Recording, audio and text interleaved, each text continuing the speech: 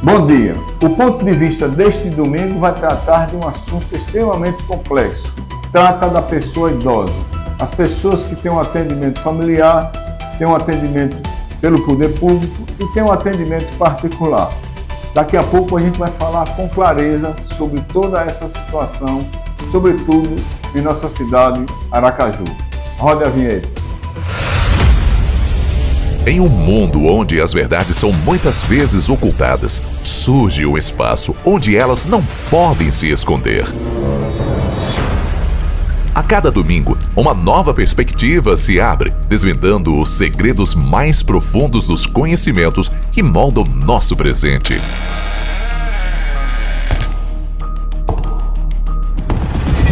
Prepare-se para ter suas certezas questionadas, seus conceitos desafiados e sua visão de mundo transformada. E no centro de tudo isso, um homem cuja missão é iluminar o caminho com a luz da verdade. Bertolino Menezes.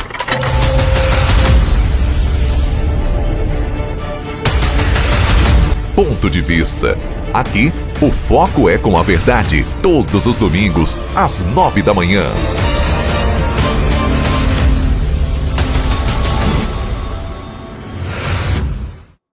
O nosso ponto de vista de hoje tem um convidado extremamente especial voltado para a questão da pessoa idosa. Trata-se do Dr. Duval Andrade e está aqui com a gente para discorrer sobre todos os problemas que envolvem a questão desse cidadão que já passou dos 60 anos. Dr. Duval, bom dia. Bom dia a você, Bertolino, e aos seus ouvintes. Agradeço a oportunidade, como Conselho de Direito, de estar aqui na sua presença. E estamos à sua disposição para o que você quiser nos questionar dentro daquilo que seja o nosso trabalho, obviamente. Doutor Duval, eu queria começar falando de uma coisa que mexe, às vezes, do ponto de vista afetivo, o cidadão que já tem a sua idade um pouco elevada. Dizem até que a pessoa idosa é a melhor idade, né? Eu acho que até, porque quem não chega à terceira idade, como se fala, não consegue viver na sua plenitude. Mas como aproximar mais esse cidadão ou essa cidadã que está, na maioria das vezes, nas instituições de longa permanência, às vezes até desprezado pela própria família? Quando você tem uma pessoa idosa que vai disponibilizada para dentro de uma instituição de longa permanência, na grande maioria não é exatamente porque a família o desprezou. Às vezes a família é pobre e a pessoa que fica acamada, ela precisa de companhia constante. E sem ter quem o cuide, porque as famílias hoje são muito pequenas, aquela pessoa, se ficar sozinha dentro de casa, ela pode sofrer uma queda ou ter uma necessidade especial e não ter quem lhe possa atender. Então as instituições de longa permanência hoje tem este papel que é significativo para dar proteção a pessoas que envelhecem e não tem quem lhes cuide. Isso é uma realidade. Existem outras pessoas que vão parar nessas instituições também, porque a família, de certo modo, lhe renega o cuidado. Isso é um fato, não é uma invenção. Isso também acontece. Agora, essas instituições, elas são de extrema importância ainda no nosso ambiente, porque elas dão do seu trabalho a proteção que todas essas pessoas que ali estão necessitam para ter uma vida estabilizada, porque lá tem medicina todos os meses, porque aparece o médico para visitar. Ali eles têm 3 a 4 refeições todos os dias. Então é difícil você ver isso acontecendo quando você tem uma pessoa acamada em casa e sem ter quem lhe cuide, porque ela mal pode levantar para fazer um almoço, uma refeição. Então, às vezes, o melhor para a pessoa idosa, se ela não tem a disponibilidade de se mobilizar para se autoatender, que ela esteja abrigada dentro de uma instituição. Infelizmente, a quantidade de instituições que têm caráter, de certo modo, filantrópico, elas são também meio que privadas, mas exercitam a filantropia. E essas instituições, hoje, no estado de Sergipe, elas são, no interior do estado, 12 instituições. Apenas uma delas é totalmente filantrópica, que é a instituição que pertence ao pessoal do Paz Mendonça, de João Carlos Paz Mendonça, que é o Lar Dona Conceição. As demais, todas elas têm um caráter de filantropia, mas não é tão filantrópico assim, porque elas se apropriam ou ficam com a pensão do idoso justamente para que ele possa sobreviver, porque eles não recebem recurso de lugar algum. Então não há, por conta do poder público, um programa financeiro que pudesse dar uma salvaguarda a cada uma dessas instituições que tem caráter de filantropia. Não existe essa participação. Então seria fundamental que houvesse esse tipo de trabalho, de apoio financeiro, para fortalecer aquele trabalho que ali é feito. Isso poderia, inclusive, aumentar, dependendo da instituição, o número de abrigados. Porque hoje, para você colocar uma pessoa dentro de uma instituição de longa permanência, é muito difícil, por conta de que não há vaga. Essa é a grande verdade. É dificílimo você conseguir uma vaga, só, às vezes, por conta morte. Doutor Durval, veja bem, Aracaju especificamente, 90 mil pessoas idosas. Nós temos em Aracaju algo em torno de 900 agentes de saúde, 250 agentes de endemias. Claro que esses agentes e a equipe médica, eles estão voltados mais para a pessoa idosa, nas suas residências, no atendimento, do que para pessoas jovens. Isso é a lógica da vida, né? Como é que está essa situação, esse quantitativo de agentes de endemia, agentes de saúde e toda a situação de saúde que está em torno da pessoa idosa, até mesmo nos hospitais? Como é que o Conselho avalia isso? Como é que o Conselho fiscaliza isso? Como é que o Conselho acompanha toda essa temática da pessoa idosa aqui em nossa cidade, na capital? Esses agentes, eles são vinculados, geralmente, ao município. Então, recentemente eu participei de uma live com o pessoal do NUPAT, da Universidade Federal, que é o núcleo de pessoa idosa, e onde nessa live tinha a minha presença, que foi o primeiro a falar, depois tinha o líder do NUPAT hoje, que é o professor Neilson, trabalha com a professora Noêmia, na Universidade Federal, e depois o delegado Renato, da DAGV. Essas três pessoas, cada um deu seu depoimento, e uma ideia que eu dei no final do programa, da live, foi que nós pudéssemos fazer um encontro com todos esses agentes de endemia e de saúde dentro de um mesmo auditório. Se você me perguntar, existe fragilidade dentro do programa, ou seja, eles falham dentro do programa, eu não posso lhe dizer sim nem não. Mas a minha ideia, e a ideia que eu acredito que levei para o coração e para a mente das pessoas que estavam comigo naquela live, é que nós possamos reunir essas pessoas para valorizar o trabalho que eles fazem e estimulá-los a fazer com maior perfeição ainda. Porque o trabalho dos agentes municipais de saúde é mapear todas as famílias. E quando eles mapeiam, eles anotam as pessoas que na casa residem. Então, se lá existe um velho, esse velho também tem que ser anotado. Então, a minha pergunta é, será que todos são? Se são, nós temos um instrumento na mão favorável a que nós possamos melhorar a atenção à pessoa idosa, porque nós vamos saber exatamente em qual casa há um idoso. Se nós tivermos essa informação precisa, pode-se fazer um trabalho entre prefeitura, governo do estado, qualquer instrumento que nós pudéssemos juntar para poder visitar essas pessoas de fato e verificar suas necessidades e supri-las. Essa é a minha angústia, porque às vezes eu visito muita família. E às vezes quando você entra numa casa, quem mora na entrada já não é mais o dono da casa. O dono da casa está quase no fim dela. Quem mora são os que estão cuidando dele, ou seja, os netos, os sobrinhos. O idoso já saiu, o dono da casa já saiu do quarto da frente, já está no último quarto, perto da cozinha. E dali ele pode passar para um quarto no quintal. Só essa mudança de você tirar da entrada, que a vida dele era ali, ele já está lá atrás. Por quê? Isso me angustia, isso me preocupa. Não me dá uma sensação de que há uma segurança em torno daquela pessoa. Eu tenho dúvidas sobre isso. Então, por que eu comentei na live que nós precisamos fazer um trabalho de encontrar cada pessoa dessa e visitá-las. Esse é o meu desejo. É visitar cada idoso do estado de Sergipe. Se eu puder, faria isso. Eu começaria por Aracaju e depois iria para os municípios, para conhecer cada pessoa dessa de perto, ver a necessidade de cada um. Doutor Durval, e a questão da violência contra a pessoa idosa? Isso é uma prática quase que comum, principalmente nos grandes centros. O Conselho tem sido atuante na fiscalização e no encaminhamento para que dê uma proteção maior a essas pessoas? Olha, pelo regramento legal, quem faz esse trabalho é a DAGV. Só que o Conselho Estadual do Idoso ele tem uma postura um pouco diferente. A presidência do Conselho Estadual do Idoso dá expediente integral dentro do Conselho, manhã e tarde, todos os dias do ano.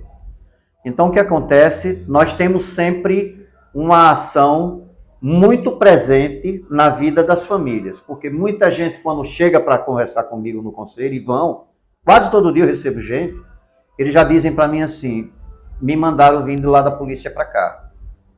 Quando não é uma violência física, uma agressão física, eu não tenho como apurar isso. Quando é um atrito, uma negligência, às vezes aí eu vou visitar a família, reúno a família e tento encontrar um ponto de equilíbrio. Já fiz isso muitas vezes e faço. Ontem de manhã eu estava no Fernando Collor visitando um homem sozinho. A filha veio me visitar junto com a irmã. E ontem eu fui visitá-lo. O que eu vou fazer com aquele homem? O que eu sugeri a ele? Porque ele não tem quem lhe cuide. Certo? Ele está sozinho completamente. A filha que está cuidando dele não mora em Sergipe. Ela mora no Paraná. Então ela vai embora porque ela vive lá. Ela está fazendo faculdade lá. Ela não vai largar a escola dela. Mas ela vai voltar para lá. E esse homem vai continuar sozinho. Ele precisa de uma proteção. Qual é a proteção? ILPI. No meu modo de entender. Ele tem que ir para uma ILPI. Então eu vou ter que procurar um local onde ele possa ficar. Aí é onde entra a gravidade. Qual é o local que tem vaga? É muito difícil. Quando eu falo de aumentar o número de instituições, é porque isso não seria uma solução para Sergipe. Isso seria uma solução para o Brasil. O Brasil é um país muito grande e a quantidade de idosos que deve existir no Brasil passando dificuldades não deve ser pequena. Mas os idosos são o futuro do nosso país. Podem acreditar nisso. Porque o número de pessoas que nascem é pequeno, a juventude de hoje não tem a racionalidade, nem a mentalidade que nós tínhamos ou temos. Se o poder público pegar as pessoas que estão prestes a se aposentar, colocar na mão deles cursos que lhes deem um novo caminho profissional, antes deles se aposentarem, no último ano para chegar à aposentadoria, ele cair num curso para poder se desenvolver novas habilidades, essa pessoa vai aposentar-se e continua no mercado de trabalho, fortalecendo a sua família e possivelmente pagando mais imposto. Isso gera renda para melhorar a política pública. Doutor Durval, nós temos um grande gargalo em Aracaju, a mobilidade urbana, o desrespeito como é tratado a pessoa idosa, sobretudo na questão do transporte coletivo e, mais grave ainda, por omissão do município, da gestão municipal, já de anos e anos, com relação às calçadas. Qual é a pessoa idosa que consegue andar pelas calçadas de Aracaju? O que é que o Conselho pode fazer? De que forma o Conselho, seja municipal, seja estadual, pode contribuir para que as próximas obras sejam enquadrada essa situação da mobilidade urbana, voltada principalmente para as calçadas de Aracaju, que são extremamente irregulares e, como já disse, por pura omissão do poder público, e ainda mais do transporte coletivo. Como é que o senhor, enquanto presidente de um conselho tão importante como esse, e o senhor, como um cidadão comum, como é que o senhor avalia esse descaso com que a pessoa idosa é tratada pela gestão municipal? Tudo isso é um processo educacional. Se a comunidade não aprende e não tem educação, você pode fazer o que você quiser. você não vai corrigir. Até porque as calçadas são desniveladas. Cada um faz a calçada do jeito que entende. Tem gente que faz a calçada da sua casa com ladrilho liso, completamente liso. Aquilo num dia de chuva... Mas, doutor Duval, a calçada é um espaço público a partir da sua construção. Não pertence ao dono da casa. Eu sei. E a quem cabe a responsabilidade de fiscalizar é o poder público, é a prefeitura. Né? Mas a fiscalização não existe. Não existe. No meu modo de entender, tudo isso é um processo educacional. Eu estou comentando, se o sujeito que está vendendo bota a mercadoria dele na calçada de uma loja, ele está fazendo o quê com o pedestre? Que vai passar pela calçada. Ele está impedindo o sujeito de transitar. Você sai da calçada e vai para o asfalto. Vai se arriscar a ser atropelado. É isso que acontece. Então, tudo é um processo educacional. A prefeitura tem culpa? Tem. Mas a sociedade também tem. A comunidade precisa entender que isso é um processo educacional e você só tem direito quando o direito do outro é respeitado. Não adianta você querer ter direito para você se você não está disposto a conceder o do outro também. Então, tudo isso é um processo educacional. Vida em comunidade é um direito de todos. E sabe onde é que começa o seu direito? Quando termina o meu. Então, nós não podemos invadir a dignidade de ninguém, para que todo mundo possa ter a sua dignidade preservada. E no meu entender, quando você tira a liberdade de alguém de transitar, você está tirando dele a dignidade de passar. Aí é um camelô, digamos assim, um comerciante. E o alvará para construção que é concedido pela prefeitura, que permite aquela irresponsabilidade de calçadas extremamente desniveladas, desrespeitando principalmente a pessoa idosa ou os próprios especiais, né? Isso aí não é uma coisa que o poder público tem que ter mais atenção, mais responsabilidade, mais compromisso, mais respeito pelo idoso, principalmente. Com certeza que tem. Em todos os lugares que você aplique política pública, nós vamos encontrar falhas. A minha esperança é que as pessoas que dirigem entendam que precisam fazer uma política mais humanitária. Porque quando você permite que algo seja construído e aquilo tem a possibilidade de danificar ou lesionar alguém, porque vai escorregar ou não vai ter a capacidade de ter o acesso, porque tem que levantar a perna muito alta por causa do batente, você está impedindo o ser humano de transitar. E se isso é feito com consentimento do poder público está errado. Ele precisa modificar-se. Eu moro no centro da cidade. No centro da cidade eu vejo muito disso. Isso existe no centro da cidade. Se você vai para aquela rua que dá na frente do Hotel Palace, caminha na direção do mercado, veja que você tem camelô de um lado, camelô que eu falo é aqueles vendedores de verdura. De um lado do outro, o que sobra da pista, só passa um carro e assim mesmo passa apertado. Como é que aquilo ali é consentido? Aquilo está certo? Não, aquilo está mais do que errado. Por que permitem? Eu não sei dar a resposta. Aquilo está errado. Porque aquelas pessoas pagam imposto para estar ali? Não. Mas o comerciante que está dentro da loja paga. Ali sempre foi um caos. Sempre foi um caos aquela situação que não se encontra, né, não se toma uma providência. Mas isso a sociedade já sabe, o próprio comerciante já sabe, que deixa se levar pela omissão do poder público, da prefeitura, e aí a vida vai andando. É como diz a história, a vida que segue. Eu queria concluir com uma pergunta. Nós estamos no período eleitoral, mudança de gestão, com várias candidaturas à Prefeitura de Aracaju, uma talvez reformulação profunda na Câmara de Vereadores, que precisa fiscalizar e tem um papel fundamental e essencial de fiscalizar os erros, né, do município, do executivo, é papel do legislador. E aí eu perguntaria ao senhor, o que é que o senhor espera da próxima gestão no aspecto pessoa idosa? O que é que o senhor acha que tem novidade, que vai haver um avanço para melhor, que a coisa vai continuar da forma que está, diante desse cenário de pré-candidatos hoje existentes?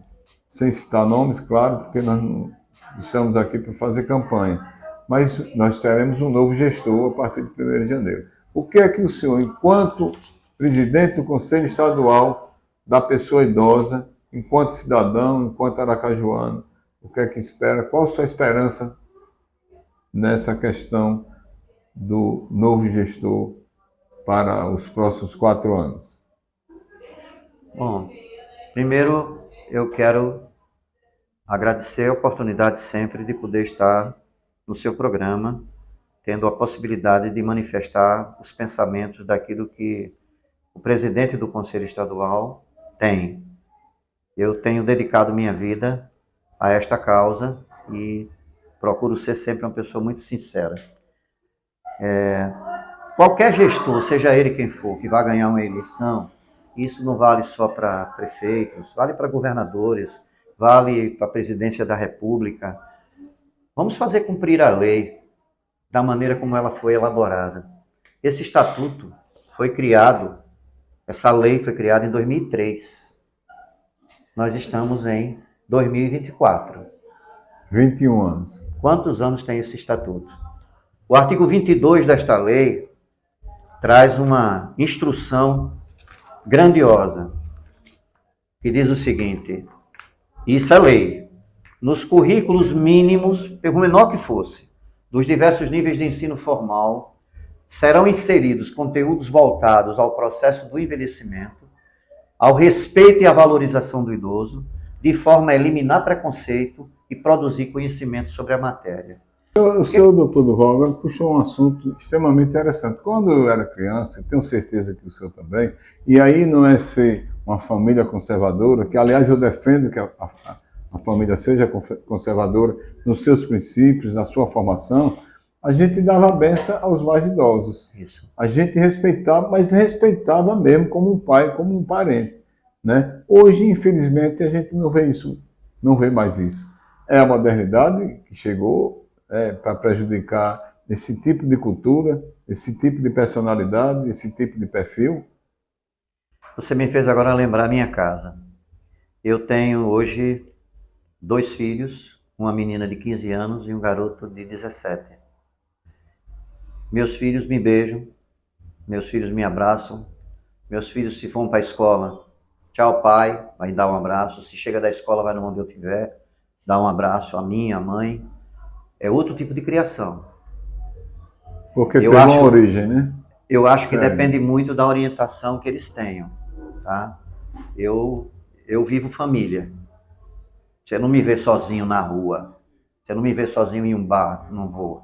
A não ser que minha família esteja comigo. Eu aí estou ali. Do contrário, eu não estou, não. Eu fico na minha casa. Então, a minha vida é para a família. Depende muito de quem está conduzindo aquele ambiente. Então, eu e minha mulher conduzimos a nossa família dessa forma. E acho que isso tem dado bons resultados para aquilo que a gente espera dos nossos filhos. Eu não estou querendo ser melhor do que ninguém. Mas o que eu posso dizer é, a gente colhe aquilo que semeia. Se você semeia respeito, você recebe respeito de volta. Se você dá amor, você vai receber amor novamente. E assim deve ser a vida. Que lamentável no Brasil hoje, e Aracaju, Sergipe, não há diferença alguma, a formação que se dá é totalmente diferente. Mas entregamos a Deus, entregamos aos pais, entregamos à família e também ao poder público, que tem uma parcela de contribuição nessa formação, sabe, que é muito diferente da época em que fomos crianças. Tenho certeza disso. Agradeço e tenho certeza que o senhor contribuiu muito para o nosso programa Ponto de Vista, contribuiu muito para a mentalidade das famílias sergipanas, em especial Aracaju, e vai contribuir cada vez mais para a questão da pessoa idosa. Tenho certeza disso. Muito obrigado e parabéns por toda essa apresentação. Eu agradeço a oportunidade e me congratulo com você a respeito dessas falas que nós tivemos aqui hoje. E queria deixar só a lembrança de 2 folders. Um trata sobre dicas de segurança, de como você deve se comportar dentro de casa, na hora que você vai ao banco, quando você está na rua, o tipo, por exemplo, golpes que são mais frequentes a acontecer, que é o falso sequestro, o que você fazer quando alguém lhe telefona com esse tipo de linguagem, falsos prestadores de serviço que aparecem na porta da sua casa querendo consertar a sua luz ou sua água ou qualquer coisa, na verdade é um charlatão. O que é que você pode fazer? O bilhete de loteria premiado, que o sujeito pode lhe procurar dizendo que ganhou e está aqui, eu preciso do dinheiro agora. Daqui a pouco você botou seu dinheiro na mão, ele vai embora e lhe deixa com um jogo furado. Enfim, esse é um dos trabalhos que nós fizemos. Ele, para mim, ele é sempre atual, porque ele serve. E neste outro folder, é um folder de captação de recursos.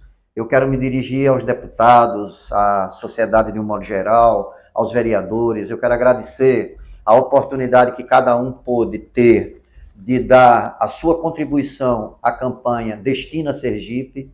É com essa campanha que nós conseguimos arrecadar fundos para o Fundo Público do Idoso, que foi com o qual nós construímos essa instituição que eu mostrei aqui. Tá? Aqui foi uma parceria entre o Conselho Estadual, o governo do estado e o município que entrou com o terreno. A instituição é municipal e o município banca a folha de pessoal da instituição. O grande gargalo de qualquer instituição de longa permanência filantrópica. Então, se o município tiver como colaborar, podemos fazer muito. E que outras instituições como essa possam ser construídas, não em Sergipe, mas no Brasil inteiro. E é o que se espera, o Brasil precisa mudar. E é o que se espera, pelo menos em Aracaju, da próxima gestão, tanto do Executivo quanto do Legislativo. Muito obrigado. Obrigado a vocês. Aqui, no nosso ponto de vista, o foco é a verdade.